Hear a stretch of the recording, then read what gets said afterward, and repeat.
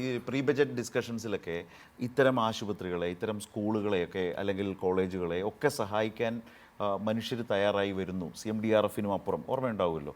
അപ്പോൾ അങ്ങനെ കൂടി ഒരു സംവിധാനം ഉണ്ടെങ്കിൽ നമ്മുടെ ആശുപത്രികൾക്കൊക്കെ വലിയ സഹായമാകില്ലേ? പക്ഷേ ആ പ്രീ ബജറ്റ് ഡിസ്കഷനിൽ മിനിസ്റ്ററുടെ അടുത്ത് അത്തരം സജഷൻസ് വന്നിരുന്നു. പക്ഷേ അതിലേക്ക് ഈ ബജറ്റ് പോയിട്ടില്ല. അല്ലെങ്കിൽ എല്ലാം പോകാൻ പറ്റാത്ത ഞാൻ പറഞ്ഞത്, ഞാൻ എൻ്റെ അനുഭവം തന്നെ പറഞ്ഞു. ഞാൻ മെഡിക്കൽ കോളേജിൽ കിടന്നിട്ട് 16 വളരെ സീരിയസ് കോവിഡല്ലേ, എല്ലാ സൗകര്യവും ഉണ്ടപ്പോൾ കിട്ടി നല്ലപോലെ. അല്ല ഒരാൾക്ക് മാത്രമല്ല, എല്ലാവർക്കും ഇങ്ങനെ തന്നെയാണ്. ഞാൻ മെഡിക്കൽ കോളേജിലല്ല, ഏത് ഹോസ്പിറ്റലും ഇങ്ങനെ തന്നെയായിരുന്നു. എത്ര വലിയ സമ്പന്നനും പാവപ്പെട്ടവനും എല്ലാം ഒരേപോലെ നല്ല പരിഗണന, അല്ലാതെ എല്ലാവരെയും ഡൗൺഗ്രേഡ് ചെയ്യുമല്ല, വളരെ മെച്ചപ്പെട്ട തരത്തിലേക്ക് കൊടുക്കുന്നത്.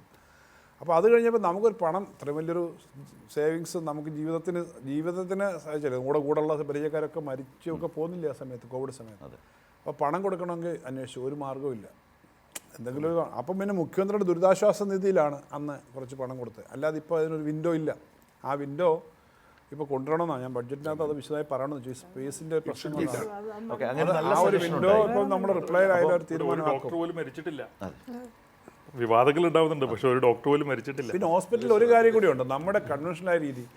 മെഡിക്കൽ കോളേജിൽ ഇപ്പം മെഡിക്കൽ കോളേജ് ഹാർട്ട് ഫൗണ്ടേഷൻ ഒരു 10 കോടി കൊടുത്തിട്ടുണ്ട്, പുതിയ ഒരു. പിന്നെ ഇത് ബാക്കിയുള്ള എല്ലാ മെഡിക്കൽ കോളേജിലും കൊടുത്തതിന് കൂടെ അവിടെ കൊടുത്തു. പക്ഷേ ഹോസ്പിറ്റലിൽ കുറച്ചുകൂടെ നല്ല പേവാർഡുകളും സൗകര്യങ്ങളും ഉണ്ടാവണം.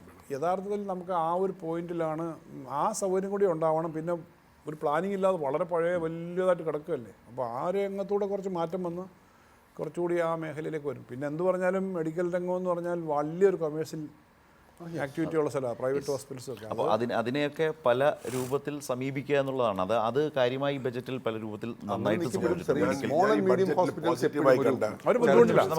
വളരെ ബുദ്ധിമുട്ടില്ല. അതേസമയം വലിയ ആശുപത്രികൾ. Okay, doctor Govindan. അല്ല, നമുക്ക് സമ്പത്ത് തരുന്നവരൊന്നും പറയുന്നില്ലോ ഞാൻ ആലോചിക്കുന്നത്. നമുക്ക് ശേഷം മന്ത്രി സർക്കാരിലേക്ക് പൈസ തരുന്നവർ കൂടുതൽ പൈസ തരുന്നതിനെ പറ്റി ഒന്നും പറയുന്നില്ല എന്നാ ഞാൻ.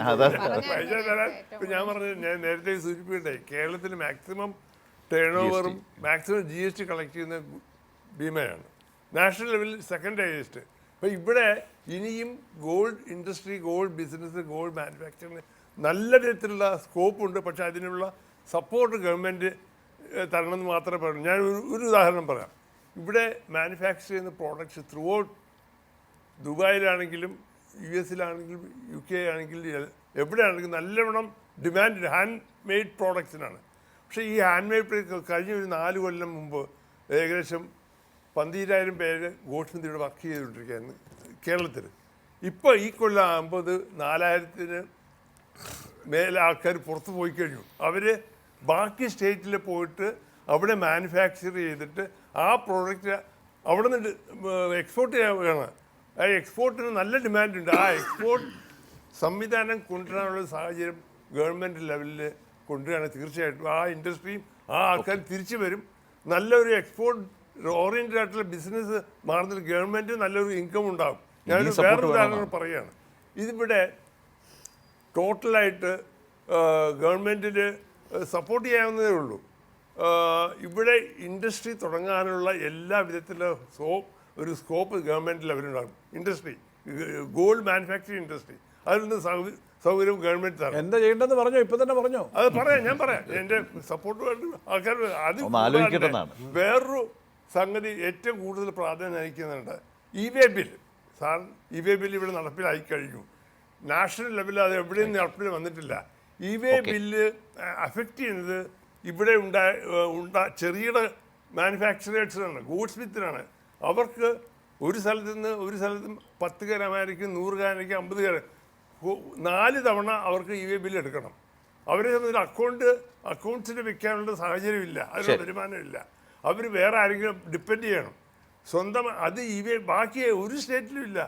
അങ്ങനെ ഒരു സാഹചര്യം കൊണ്ടുവരികയാണെങ്കിൽ തീർച്ചയായിട്ടും അവർ പുറത്ത് പോവുകയാണ്. ഇപ്പോഴ് തമിഴ്നാട്ടിൽ, കർണാടകയിൽ നമ്മളാണെങ്കിൽ അത് തിരിച്ചു കൊണ്ടുവരാൻ അവരെ തന്നെ ഇവിടെ തന്നെ നിർത്തി മാനുഫാക്ചർ ചെയ്ത് ഇവിടെ നിന്ന് എക്സ്പോർട്ട് ചെയ്യാനുള്ള സാഹചര്യം ഗവൺമെന്റ്, അതിന്റെ ഇൻകം ഗവൺമെന്റിന് കിട്ടും.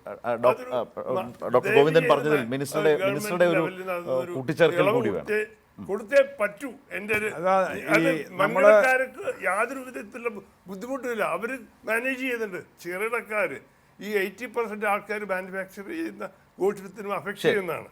ആ ഒരു പ്രശ്നം പ്രശ്നമുണ്ട്. നിലപാടാണ് സെൻട്രൽ ഗവൺമെന്റിനകത്ത് ഇ വേ ബില്ല് വേണം ഗോൾഡിനെന്ന് പറഞ്ഞിട്ട് ഇന്റർ സ്റ്റേറ്റിനെ അവർ സമ്മതിച്ചിട്ടില്ല, ഇൻട്രാ സ്റ്റേറ്റെ സമ്മതിച്ചിട്ടുള്ളൂ. എന്നുവെച്ചാൽ ആ കൗൺസിൽ, കേരളമായിരുന്നു അതിൻ്റെ കൺവീനർ. നേരത്തെ ഡോക്ടർ തോമസ് ഐസക്ക് മന്ത്രിയായിരുന്നപ്പോൾ തന്നെ തുടങ്ങിയതാണ്. ഞാൻ വന്നപ്പോൾ അതിനകത്ത് 2 ലക്ഷത്തിന് മേളിലുള്ള സ്വർണ്ണത്തിന് എത്ര കൊണ്ടുപോവാണെങ്കിൽ ഇ വേ ബില്ല് വേണമെന്നൊരു നിയമം വേണേൽ കൊണ്ടുവരാമെന്നാണ് ഈ ഗവൺമെൻറ് ഡിസ്ട്രിക്ട് കൗൺസിലിൻ്റെ തീരുമാനം. പക്ഷേ നമ്മൾ 10 ലക്ഷമാണ് തീരുമാനിച്ചത്.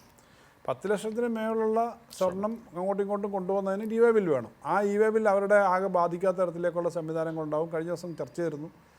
ഞാൻ മറ്റന്നാൾ തൃശ്ശൂർ ഒരു പരിപാടിക്ക് പോകുന്നുണ്ട്. അന്നേരം ഈ സ്വർണ്ണ ആഭരണ നിർമ്മാതാക്കളുടെ ഒരു സമ്മേളനത്തിനും പോകുന്നുണ്ട്. നമുക്ക് അവരുമായിട്ടൊന്നും ഒരു തർക്കവും ഇല്ല. പക്ഷേ അതിപ്പോ 50 അല്ല 5 കോടി 10 കോടിയൊക്കെ ആവണമെന്ന് പറയാവുന്ന ആളുകളാണ് ഇവരൊക്കെ. ഇല്ല, ഞാൻ പറഞ്ഞത് ഇതുപോലെ സ്വർണത്തിന് ഏറ്റവും കൂടുതൽ വിമർശനം കേൾക്കുന്ന, സ്വർണത്തിന്റെ ടാക്സ് ശരിക്കും പിടിക്കുന്നില്ല എന്ന് വിമർശനം കേൾക്കുന്നതാണ് നമ്മുടെ ഗവൺമെന്റ്. പ്രതിപക്ഷം എപ്പോഴും പറയും. ഇന്നും അവർ പറഞ്ഞു നമ്മൾ ടാക്സ് കുറച്ചുകൂടെ കട്ടിക്ക് പിടിക്കണം. ഇന്ത്യയിൽ ആകെ വിൽക്കുന്ന സ്വർണ്ണം 6 ലക്ഷം കോടിയുടെ എന്നാണ് ഒരു കണക്ക്. ഇമ്പോർട്ട് ചെയ്യുന്ന സ്വർണ്ണം അത് ഈ 25% കേരളത്തിലാണെന്നാണ്. അതിന് അത്രയും ടാക്സ് അങ്ങോട്ട് വരുന്നില്ല. ഞാൻ ഇതുപോലൊരു വേദിയിലായാലും പറയാം കേട്ടോ, ഇതെല്ലാം കറക്റ്റാണെങ്കിലും അതിൻ്റെ ടാക്സ് അങ്ങോട്ട് വരുന്നില്ല. അല്ല, ഞാൻ പറഞ്ഞ ആ ടാക്സ് വരണ്ടേ. ഈ 6 ലക്ഷം കോടിയുടെ പിന്നെ ഇമ്പോർട്ട് എന്ന് പറഞ്ഞാൽ 1.25 കോടി, 3% വേണമല്ലോ. ആ ടാക്സ് വരുന്നില്ല എന്ന് ഇവിടെ പറയാനും എനിക്ക് മടിയില്ല. നമ്മൾ ഈ ഇത് നോക്കി പിടിക്കാനും കടുക്കാനും ഒക്കെ ഉള്ള കാര്യങ്ങളെല്ലാം ചെയ്യും. അപ്പോൾ എല്ലാവരും അതേപോലെ